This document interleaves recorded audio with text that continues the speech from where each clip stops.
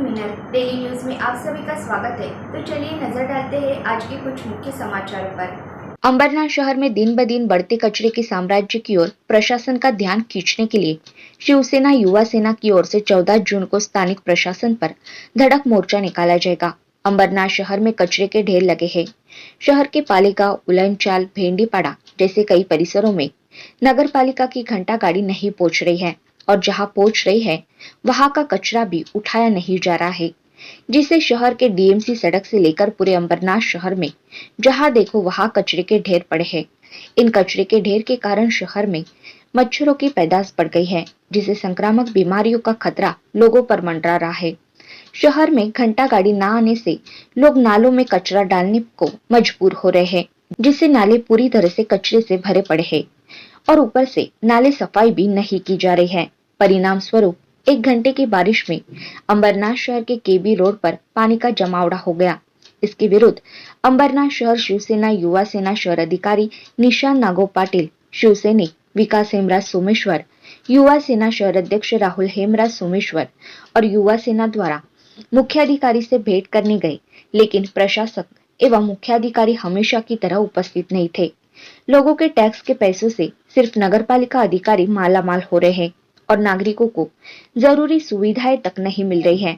इसलिए सोए हुए प्रशासन को नींद से जगाने के लिए 14 जून को स्थानिक प्रशासन पर युवा सेना का धड़क मोर्चा निकलेगा। शिवसैनिक अंबरनाथ आज युवा सेनेतर्फे आम्ही एक शिष्टमंडळ ऍक्च्युली आम्ही सीओ साहेबांना भेटायला आलेलो, पण सीओ साहेब आम्हाला भेटले नाही, ऍडिशनल सीओ साहेब भेटले। आज शहरामध्ये जिथं बघितलं तिथं फक्त कचराच कचरा आहे। घंटागाडी वेळेवर येत नाही, कचरा हा उचलता येत नाही। लोक वैतागून तो कचरा गटरमध्ये टाकतायत। गटर जाम होतोय, पावसाचे दिवस आहे, अंबरनाथमध्ये नाला सफाई नाही, तो कचरा जाऊन नालामध्ये जातोय आणि नाला तिथं जाम होतोय आणि परत ते नाला सफाईचा एक टेंडर वेगळा। म्हणजे अंबरनाथकरांनी फक्त करच भरायचं का? पहिला एक धन कचऱ्याचा कर भरतोच आपण ऑलरेडी, पण आता ते ठेकेदाराला बिल जातोय का नाही जात त्याची आपल्याला आयडिया नाही आणि त्याच्याशी आपल्याला घेणदेण पण नाही।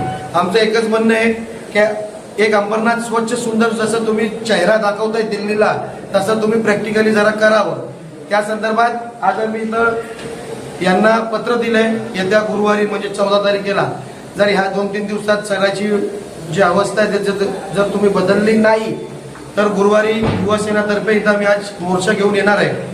तसेच आज अंबरनाथमध्ये तुम्ही जिथं धार्मिक स्थळ आहे, अंबरनाथ वेस्टला तुम्ही बघा कैबनशाहवाली दर्गा आहे, तिथं कचऱ्याचा एक मोठा एक डम्पिंग ग्राउंडच केलाय।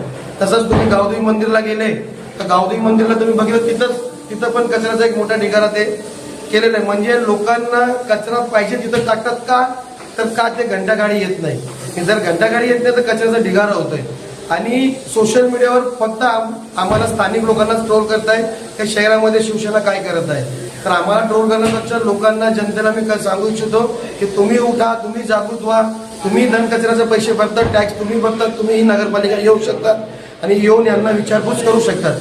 या माध्यमातून मला हेच म्हणणंच आहे की येत्या 3 दिवसामध्ये शिरो साहेबांनी जर यामध्ये दक्षता घेतली तर चांगली गोष्ट आहे, नाहीतर आम्ही युवा सेना शिवसेनातर्फे इथं आम्ही आंदोलन करणार आहोत। जय हिंद, जय महाराष्ट्र। ह्या विषयामुळे कुठेतरी येणाऱ्या निवडणुकीमध्ये डॉक्टर बालाजी किनीकरांचं कुठेतरी नाव खराब होईल याचं जाणीवपूर्वक कुठेतरी काम चालू आहे असं आमच्या युवा सैनिकांना दिसतंय। याच्याकडे शासनाने लक्ष द्यावे ही आमची युवा सेनेची विनंती आहे। तो आज के लिए बस इतना ही। कल फिर मिलेंगे इसी समय इसी चैनल पर।